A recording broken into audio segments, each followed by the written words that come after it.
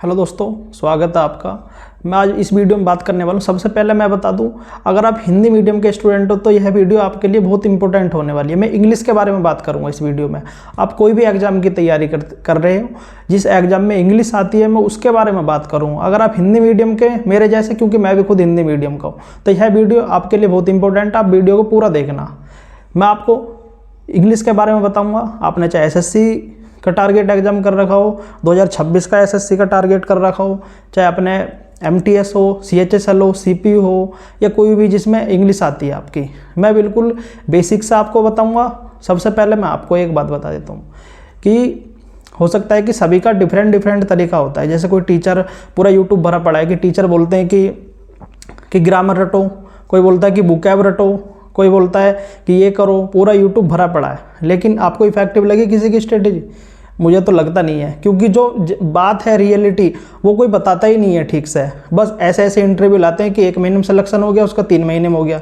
लेकिन हिंदी मीडियम वालों को बड़ी समस्या होती है, क्योंकि इंग्लिश है एक लैंग्वेज। पहली बात तो आपको ये समझनी पड़ेगी, इंग्लिश क्या है, एक लैंग्वेज है। तो हम इंग्लिश को 3 पिलर में बांटते हैं, वोकैब, ग्रामर और कॉम्प्रिहेंशन। तो मैं इस वीडियो में कॉम्प्रिहेंशन में बात करूंगा। मैंने अभी बताया इंग्लिश एक लैंग्वेज है, और हिंदी मीडियम और इंग्लिश मीडियम वाले में क्या, हम दोनों में क्या डिफरेंस होता है, इंग्लिश मीडियम और हिंदी मीडियम वाला। जैसे मान लो हिंदी मीडियम वाला हूँ जैसे मैं, तो मैं हिंदी में पढ़ता हूँ। राम स्कूल जाता है तो जाता गायब कर दिया, तो मुझे अंदर से फील आती है कि यहाँ पे जाता आना चाहिए। समझ रहे हो? और जैसे जो 12-15 साल जिसने इंग्लिश पढ़ी है, तो उसके अंदर से भी ऐसी फीलिंग आती है कि मतलब वो एक बार उसने लाइन पढ़ी तो मतलब थोड़ा सा टोन समझ जाता है, उसके अंदर फीलिंग आ जाती है, इसका मतलब ये है। तो ऐसे इंग्लिश के साथ उनके साथ होता है। हिंदी मीडियम वालों को मतलब एक लैंग्वेज बिल्कुल चेंज करनी पड़ती है, तो हमारे लिए ये समस्या होती है। ये आपको माइंड में बात बिठानी पड़ेगी, ठीक है? तो हमें बिल्कुल शुरू से शुरू करनी पड़ेगी ये बात। कोई आपको कहेगा न्यूज़पेपर पढ़ो, अब मैं आपको कहने लग जाऊँ न्यूज़पेपर पढ़ो, न्यूज़पेपर आपके समझ में आएगा नहीं। अभी द हिंदू पढ़ो, वर्ड उसमें बढ़िया होते हैं, बहुत खतरनाक वर्ड होते हैं, आपको समझ में नहीं आएंगे। तो ठीक है, तो मैं बिल्कुल वो बताऊँगा कि जहाँ से आपको स्टार्ट करनी है। मैं पॉइंट टू पॉइंट आता हूँ, मैं सारी बात लिख कर लाया हूँ। सबसे पहले क्या करना है, आपको एनसीईआरटी लेनी है। एनसीईआरटी 6ठी क्लास से लेकर 10वीं तक की। एनसीईआरटी की मतलब ज्योग्राफी की, हिस्ट्री की, इंग्लिश की, पॉलिटी की, वो रीड करनी है, इंग्लिश में रीड करनी है आपको एनसीईआरटी उठा के। बल्कि मैं तो ये कहूँगा कि आधे घंटे आपको सुबह उठती ही पहले पॉलिटी की, मान लो आप पतली बुक होती हैं, पॉलिटी की आधे घंटे रीड करनी है। हिस्ट्री की है कोई भी बुक आप सुबह एनसीईआरटी जो रीड करनी है आपको आधे घंटे सुबह करनी है। समझ रहे हैं आप? मैं गारंटी से कहता हूँ, अगर आप 1 हफ्ते में आपकी इंग्लिश में इंप्रूवमेंट ना हो तो जो मन करे कमेंट में वो कह जाना। चैनल को चाहे उसके बाद ही सब्सक्राइब करना। समझ रहे हो? और किसी पर ना किसी पर आपको विश्वास करना पड़ेगा। अभी तक भी तो आपने जो स्ट्रेटेजी देखी होंगी उन पर भी तो विश्वास करा होगा ना। तो मतलब अपना बड़ा भाई समझ के मुझ पर विश्वास कर सकते हैं। जब आपकी इंग्लिश में इंप्रूवमेंट हो तब मुझे कमेंट करना। पहली बात, आपको 6ठी से लेकर 10वीं क्लास तक की एनसीईआरटी पढ़नी है और सुबह आधे घंटे पढ़ना है। कौन कौन सी? पॉलिटी, हिस्ट्री, इकोनॉमिक्स, ज्योग्राफी, सारी चीज़ों की। मतलब एनसीईआरटी का मतलब एनसीईआरटी। जैसे आप ज्योग्राफी पढ़ोगे, ज्योग्राफी में आपको जैसे कॉस्मोलॉजी, यहाँ ईडीएम में यूज होता है, इंग्लिश में एसएससी में बहुत यूज हुआ है। जैसे पक्षियों का अध्ययन, वहाँ आपको सीधा वर्ड मिलेगा, जैसे बच्चों को समझाया जाता है ना, ऐसा वो आपको ज्योग्राफी में मिलेगा, बिल्कुल पॉइंट टू पॉइंट। ये चीज़ें, बहुत सारी चीज़ें आपको पढ़ने की जरूरत ही नहीं पड़ेगी। जैसे इक्विनोक्स है, सिस्टा है, ये वर्ड बहुत इंपॉर्टेंट है और 1 वर्ड में यूज होते हैं इंग्लिश में। समझ रहे हैं आप? तो ये आपको ज्योग्राफी में सीधे मिलेंगे ऐसे ही। तो बहुत सारी चीज़ें आपके खुद ऑटोमेटिक। और आप कहेंगे कि इंग्लिश तो मेरी समझ में नहीं आ रही, मैं पढ़ूँ कैसे? तो समझ आए या ना आए, मेरे कहने से मुझ पर विश्वास करो, आपको समझ आए या ना आए, 15 दिन आपको पढ़नी है और असर आपको 7 दिन में दिख जाएगा। समझ आए या ना आए, 15 दिन आपको सुबह उठते ही आधे घंटे एनसीईआरटी रीड करनी है। तरीका थोड़ा डिफरेंट है, टीचर नहीं बताते। टीचर बोलते हैं कि ग्रामर रटो, हमारा बैच ले लो, आपके नंबर बटे में से बटे आ जाएंगे। बुकैब कर लो, आपके नंबर बटे में से बटे। लेकिन ऐसा नहीं है, आप करके देख लेना। आपके दुनिया भर के आपने बैच पढ़ लिए होंगे, बुकैब कर ली होंगी, वो बुक ये बुक सब ले लिया होगा आपने। ग्रामर बुकैब पे मैं एक अलग वीडियो लाऊंगा, नेक्स्ट वीडियो में आपको बताऊंगा बिल्कुल अच्छे से, ठीक है? तो पहले आपको एनसीईआरटी रीड करनी है। उसके बाद क्या करना है, हमें नोवेल लेने हैं। नोवेल, मैं आपको हाई लेवल के नोवेल रिकमेंड नहीं कर रहा हूँ, लेकिन पहले आपको 1 महीना या 2 महीना आपको एनसीईआरटी पढ़नी है। नोवेल उसके बाद का काम है, उससे आपका बेस बन जाएगा। समझ रहे हैं? पहले आप एनसीईआरटी पढ़ लोगे, आपका बेस बन जाएगा। उसके बाद आपको नोवेल क्या लेने, स्टोरी बेस। स्टोरी बेस, उनकी लैंग्वेज बहुत आसान होती है, समझ रहे हैं। जैसे इकागाई, इकागाई मतलब लैंग्वेज थोड़ी सी डिफरेंट है, मतलब है, समझ लोगे तुम 2 महीने के बाद, मैं गारंटी से कह रहा हूँ 2 महीने अपनी एनसीईआरटी रीड कर ली, बिल्कुल समझ लोगे आप, खुद आप मुझे कमेंट करोगे। और मैं एक बात और माइंड में डाल लेना, बच्चे के साथ समस्या ये होती है कि इंग्लिश तुम पढ़ोगे एनसीईआरटी आपके समझ में नहीं आएगी, तो बच्चे क्या बीच में से स्किप कर देते हैं। लेकिन समझ में आए या ना आए, ये दिमाग में रखना कि उस भैया ने बताया था कि इंग्लिश फिर भी पढ़नी है आधे घंटे, समझ में आए या ना आए। इसका सोल्यूशन अभी मैं आगे एक पॉइंट और बताऊंगा जो इनसे भी ज़्यादा इंपॉर्टेंट है। तो नोवेल आपको सिंपल स्टोरी बेस, आपको किसी की biography, APJ Abdul Kalam, BR Ambedkar, या जो भी आपके महात्मा गांधी, ये भगत सिंह, मतलब ऐसे ऐसे जो आपके आदर्श हैं, उनकी सबको स्टोरी बेस, क्योंकि जो इंडिया की जो इंग्लिश है आसान होती है, समझ रहे हैं, जो आपको समझ में आए, या बुक नोवेल जो भी लाएं आप देख कर लाएं कि आसान लैंग्वेज हो, जिनमें इजार मतलब प्रेजेंट में आसान भाषा में हो, समझ रहे हैं आप, तो एक नोवेल। तीसरी बात आपको क्या करना है, मैं अभी आपको न्यूज़पेपर नहीं बोलूँगा, लेकिन जैसे न्यूज़पेपर आप लोग आपके घर में आता है, तो आपको क्या करना है, कोई ना कोई चीज़ तो पूरे न्यूज़पेपर में भी, इतना बड़ा अखबार कुछ ना कुछ तो आपको समझ में आता होगा।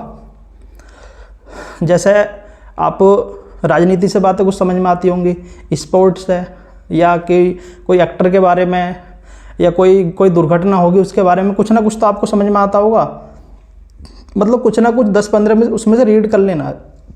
2 महीने बाद आपको शुरू करना है। द हिंदू मत लेना स्टार्टिंग में, द हिंदू थोड़ा सा टफ पड़ता है, द हिंदू मत लेना। मतलब कुछ ना कुछ तो आपको समझ में, चाहे पॉलिटिक्स पढ़ें, चाहे एक्टर के बारे में पढ़ें, चाहे कुछ स्पोर्ट के बारे में पढ़ें, मतलब कुछ ना कुछ आपको समझ में आता होगा। और समझ में ना भी आए, जैसे मान लो राहुल गांधी कहीं लिख रहा है, नरेंद्र मोदी कहीं लिख रहा है, नितिन गडकरी, तो उनके बारे में ना भी समझ में आए, लेकिन फिर भी आपको दिमाग में क्लिक करेगा, नो हाँ ये चीज़ ऐसे है, ये कोई चित्र छप रहा है तो इस चीज़ के बारे में बताया हुआ, समझ रहे। तो मतलब धीरे धीरे चीज़ें बिल्ड होती हैं, समझ रहे। तीसरी बात यह हो गई न्यूज़पेपर की, आपको स्पोर्ट, पॉलिटिक्स या जो चीज़ आपको समझ में आती है 10-15 मिनट वो पढ़नी है। उसके बाद आपको क्या करना है, जैसे मान लो आपने न्यूज़पेपर पढ़ा, वहाँ कोई आपको बुकैब मिली, ईडीएम मिली, 1 वर्ड मिला, एनसीईआरटी पढ़ी, एनसीईआरटी में तो क्या करना है आपको, वहीं पर गूगल से सर्च करके उसका मतलब वहीं लिख लेना। जैसे मान लो आपको कोई बुकैब मिली, बुकैब का मतलब आपको नहीं पता, तो आपको क्या करना है, गूगल से सर्च करके वहीं पर लिख देना है, वो उसका मतलब वहीं पर लिख देना। लेकिन जैसे न्यूज़पेपर पढ़ोगे, नोवेल में भी आप वहीं लिख सकते हो, तो कॉपी जो बनानी है आपको, जैसे न्यूज़पेपर में या नोवेल में, मान लो आपको कोई नया वर्ड मिल गया, आपका मन कर रहा है कि मैं डायरी में लिख लूँ या कॉपी में, आपको पतली सी कॉपी लेनी है, तो उसमें वो वर्ड नोट डाउन करने हैं, गूगल से उनका मतलब सर्च करना है कि उनके साथ प्रोपोजिशन क्या आती है, ये नाउन है, या इनका मतलब क्या होता है, आपको वो कॉपी लिखनी है। आपको 100 वर्ड भी याद हो जाएंगे ना, मैं गारंटी से कह रहा हूँ। अखबार में क्या होता है कि रिपीटेशन होता है, जब 8 दिन या 10 दिन या 15 दिन हो जाएंगे ना आपको कुछ वर्ड लिखते लिखते, तो अखबार में क्या होता है, रिपीटेशन होता चला जाता है वर्डों का, समझ रहे हैं आप। तो आपको एनसीईआरटी पढ़नी है, नोवेल पढ़ने हैं, न्यूज़पेपर। सबसे पहले, अभी मैं आपको कन्फ्यूजन नहीं कर रहा हूँ, सबसे पहले 2 महीने एनसीईआरटी, उससे अलग कुछ नहीं पढ़ना है आपको, कुछ भी। आधा घंटा उठो सुबह, मुँह हाथ धोया, आधा घंटा किताब लेके बैठ गए, और जो आपको बुक ऐप नहीं मिले उसका वहीं पर गूगल से सर्च करके मतलब लिख देना है। 2 महीने तक इतना काम करना है आपको। उसके बाद थोड़ी सी इंग्लिश आपकी अच्छी हो जाएगी, उसके बाद आपको नोवेल पढ़ने हैं। कोई भी नोवेल, मैंने आपको बताया, नोवेल या तो स्टोरी बेस हो या बायोग्राफी ला सकते हैं लोगों की, जो आपको समझ में आ जाए। जैसे अम्बेडकर के बारे में, महात्मा गांधी के बारे में कुछ ना कुछ तो समझ में आएगा। और मैं अभी इस बात को आप ध्यान रखना कि बच्चों, मेरे साथ भी यही होता, क्योंकि मैं हिंदी मीडियम का हूँ, यूपी से। आपको पता है कि इंग्लिश के नाम पर हमें क्या घुट्टी पिलाई जाती है, कितनी अच्छी हमें इंग्लिश आती है। हम जब 20-22 साल के होते तब तो हमें समझ आती है इंग्लिश होता क्या है। पूरी 15 साल तो हमें टेंस के नाम पे निकाली जाती है, हम टेंस पढ़ते हैं, समझ रहे हैं आप। तो आप नोवेल पढ़ना, सबसे पहले 2 महीने एनसीईआरटी से अलग आपको कुछ नहीं पढ़ना, सुबह उठना आधे घंटे एनसीईआरटी। उसके बाद आपकी थोड़ी सी इंग्लिश अच्छी हो जाएगी, फिर नोवेल जाना, बायोग्राफी ले लेना, किसी की बायोग्राफी आप ले सकते हैं। उसके बाद मान लो उसके साथ साथ भी कर सकते हैं, 2 महीने के बाद आप नोवेल भी आप आधे घंटे पढ़ लिया। यार जब आपको इंग्लिश अच्छी करनी, जब कोई इंटरेस्ट डेवलप हो जाएगा, मैं गारंटी से कह रहा हूँ, ऐसा ना हो कि 2-2 घंटे आप रीडिंग ही कर रहे हैं। रीडिंग से बहुत फ़ायदा होता है, जो लोगों के अंदर से वर्ड निकलते हैं वो रीडिंग ही करते हैं, समझे। उसके बाद 15-20 मिनट आप न्यूज़पेपर भी देख सकते हैं, जो चीज़ न्यूज़पेपर में आपको पसंद है। लेकिन चौथी कॉपी, वो रिवीजन डेली करना है, उसका डेली रिवीजन, जो भी आप वर्ड लिखोगे उसका रिवीजन डेली करना है। ये बार बार मैं बात बता रहा हूँ कि आपको स्टार्टिंग में समझ नहीं आएगी, लेकिन 1 हफ्ते तक, 15 दिन तक मेरे कहने से पढ़ना, 15 दिन तक पढ़ना, समझ में इंग्लिश आए या ना आए, लेकिन 1 हफ्ते में अपने भाई को कमेंट जरूर करना कि भैया हाँ इतना इंप्रूवमेंट हुआ। मैं गारंटी से कह रहा हूँ, जैसे आप रास्ते में भी कहीं आपको कुछ लिखा हुआ मिलेगा ना, तो उसका मतलब आप समझ जाना, मतलब खुद समझ जाओगे कि हाँ इसका मतलब ये हो सकता है। ये होती है रीडिंग की पावर। तो मैं दोबारा बता देता हूँ समरी। सबसे पहले 2 महीने एनसीईआरटी, उसके बाद आप नोवेल या स्टोरी बेस ला सकते हैं, फिर 15-20 मिनट किसी न्यूज़पेपर जो आपको पॉलिटिक्स या राजनीति की बातें या एक्टर के बारे में या तो कोई दुर्घटना, आप उनको पढ़ सकते हैं। और कॉपी डेली रिवीजन करना है जो आपने वोकैब लिखे हैं, समझ रहे हैं आप। तो रीडिंग के बारे में बहुत मतलब यही इंपॉर्टेंट बातें थी। और टीचर आपको इन बातों को नहीं बताएगा, टीचर आपको ग्रामर की घुट्टी पिलाएगा, ये रही ग्रामर, वोकैब की घुट्टी पियो, उससे आपकी इंग्लिश, लेकिन नहीं होगा। और आपको जो मैं बता रहा हूँ इस वीडियो को देखने के बाद कोई भी कॉम्प्रिहेंशन, पैराजम्बल, क्लोज टेस्ट, यहाँ तक कि वोकैब सब कुछ अपना पे ऑटोमेटिक, क्योंकि जब वोकैब का आपको मतलब समझ नहीं आता ना, जैसे मान लो आपको मतलब नहीं, लेकिन रीडिंग की पावर इतनी होती है कि अपने अंदर से फील आता है, नहीं यार इसका मतलब तो ये हो सकता है, ये नेगेटिव वर्ड है, इसका मतलब मैंने देखा है, यहाँ पे ऐसा नहीं, एलिमिनेट करके हम खुद कर देते हैं। तो रीडिंग बहुत इंपॉर्टेंट है, समझ रहे हैं आप, इंग्लिश के लिए। तो मैं ग्रामर के लिए अलग वीडियो लाऊंगा, वोकैब के लिए दूसरी वीडियो लाऊंगा। और आपको आज की वीडियो में इतना ही रखते हैं, क्योंकि ज़्यादा लंबी वीडियो करनी नहीं है, ये भी 10 मिनट की रखनी थी, कि ज़्यादा लंबी होगी वीडियो।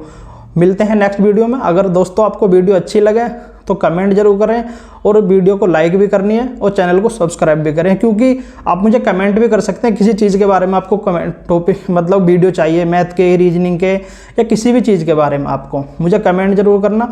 और विश्वास करना अपने भाई की तरह, मुझसे कुछ भी पूछ सकते हैं, मैं कमेंट पढ़ूंगा, आपका कमेंट जरूर करूँगा। तो धन्यवाद, मिलते हैं नेक्स्ट वीडियो में।